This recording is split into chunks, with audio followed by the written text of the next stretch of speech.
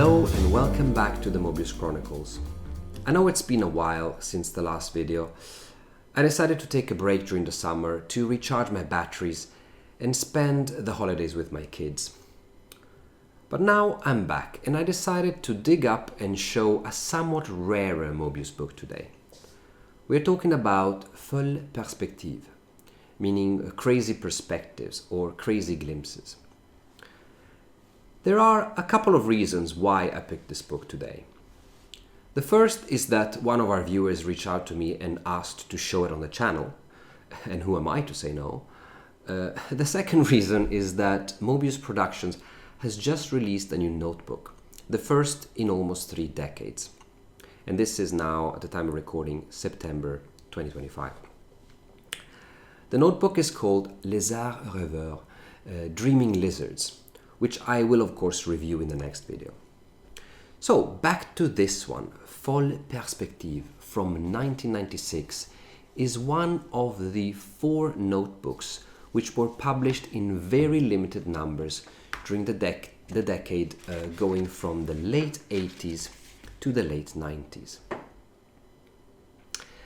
These notebooks are probably among the most sought after items for Moebius collectors. And the prices can range between a few €100 up to several thousands. So when I decided to show you this book, one thing became an immediate challenge. I have promised myself not to do simple flip-throughs on this channel, but to take the opportunity to make insightful content so that you can learn more about this artist. But since this is a sketchbook, there is very little to say about it. So I had an idea. Why not talk about something that everyone feels when seeing his work, but nobody really talks about? Let me explain. From the first time I laid my eyes on his work, and especially his non-commissioned work, I knew there was something there which other artists did not convey. A sort of spiritual intentionality, a conviction and clarity in his lines that showed absolutely no doubts, no hesitations. Other fans I talked to mentioned how Moebius was channeling his art, that he was a sort of conduit for something else flowing into his head and through his hand. But I never heard him talk about this until very recently, when I bumped into an article, or more like an essay, that he wrote and that was published in this semi-obscure Italian catalogue from 1984.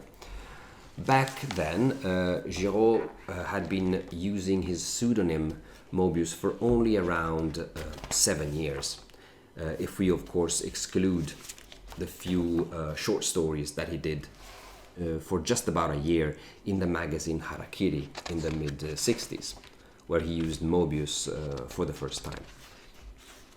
But nonetheless, this discovery is still one of the few first-hand accounts, at least that I know of, if not the only account, where he really talks about the physical and mental process that he undertook to reach a different level of craft. To keep this account as pure but also as concise as possible, I went ahead and translated this essay from the original in Italian and cut out the parts that were not really relevant to the premise I just gave you. So here it comes. The influences at the roots of Moebius go back long before my encounter with Jodorowsky and Castaneda. They are more strongly tied to the music of Albert Roussel and Boris Vian, but above all Roussel. In Roussel there is something magical, the fact that language, story and structure exist only to deceive. You find yourself in a dream world, but an extremely powerful and long dream, from which you never really emerge. The ideal dream, the dream we partially recall in the morning as we try to gather its fragments as we wake up. The It is this world that I decided to explore more consciously by using certain methods and substances that allowed me to enter the dream. But today I absolutely no longer work in this way. Back then, I was forced to put myself in altered states of consciousness, using drugs to reshape the realities which were poorly organized in my mind. I knew I was done with this method when one day, due to the drugs, I had an incredible overflow of information pouring in me. Information that I could glimpse, but that the drugs prevented me from contacting directly. So I decided to stop. To represent implies a responsibility. When you have a very strong feeling of possessing within yourself an important piece of information, an important word, you become stricter. You silence your wandering side. You don't silence it completely, that would be horrible, but you channel it into a more precise endeavor. I'm not at all used to this, and I still find myself on colder, more rigid planes as I pursue this new method of working. In trying to reach this, I unearth a whole new dimension of myself. I try to awaken it. And certainly, for the reader, it may seem a bit unpleasant to witness failures or half-successes, but one must realize that what is at stake is not just the reader's entertainment, but the work of a soul. The role of artists is to place themselves at the crossroads of material techniques and spiritual introspection, at the crossroads of the worldly and the inner. Each one does it at their own level, and right now I place myself at a very low level. The role of the artist will not be that of a specialist, but of a coordinator, a synthesizer between science and art, between the rational, analytical vision and the intuitive, analogical vision. I set myself on a very clear path, the cleansing and purification of the matter, and therefore of my perception systems. That's why I stopped smoking, drinking, and became a vegetarian.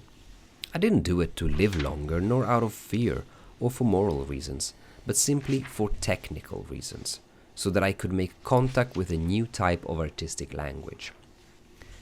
This cleansing is done on many other levels too. It is influenced by how you behave, communicate, love, choose, conduct yourself with others. This brings about a pacification with your surroundings. Misunderstandings are softened. You become more attentive to the harm you can cause without realizing it. I hope one day to move on to true drawing, to find my true artistic language.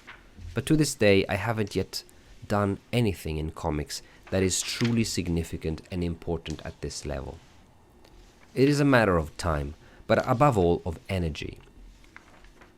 It's a bit like nuclear physics. The closer you get to a nucleus, which is tiny, the more you're forced to work in a sterile environment. I have seen people who paint. They take extraordinary precautions to protect themselves and their works. They are very careful to discover who their works are for, or on which walls they will be hung. Sometimes they refuse to sell them, sometimes they burn them. There is in all this a terrifying alchemy of delicacy and danger. I know people who make drawings in which there is no trace of ego. They are simply the receptacle of an energy. They have worked a lot on their bodies, on their receptive systems, in order to receive this message, which will not be used for commercial purposes, but for sacred purposes, with the intention of allowing these beings to continue to function on the path they have chosen. Most of the people I know who make comics ambitiously do not think about being on a mission, but they have an ethic. They know they have something to transmit. For them, rejecting all illusions, denouncing all myths, all dogmas, is a formidable undertaking. I believe there is room for many different behaviors and directions in the world of creativity. Many choose to dig in the filth. I could have been that. There is a pleasure in exploring that side of human nature. But I realized I had a different calling. My ambition, my dream, would be to open up the skies rather than rummage in filth. There you go. So much to unpack here, but such a precious glimpse into what actually moved Moebius to work the way he did, and his pursuit towards discovering his own artistic language. I hope you appreciated this video, and especially the fantastic sketches in this notebook. Please like and hit subscribe if you want to get notified next time a video drops. And in the meanwhile, have a good day and catch you next time. Bye.